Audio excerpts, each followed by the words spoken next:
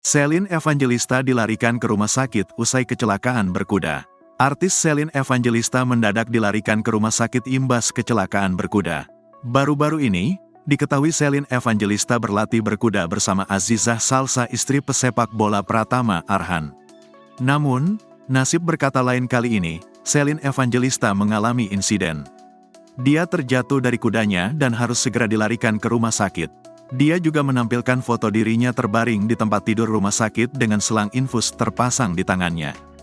Berakhir di RS, rumah siapa? Lumayan, orang pada jatuh cinta, aku malah jatuh dari kuda, terusnya. Kemudian Celine Evangelista menjelaskan kronologi kecelakaan yang menimpanya. Menurutnya, kecelakaan tersebut terjadi karena kesalahannya sendiri. Namun, ia berharap tidak mengalami luka yang serius. Sebelumnya, Celine Evangelista didoakan istiqomah berhijrah setelah mendapatkan seekor kuda putih dari Juragan 99 dan Sandi Purnamasari.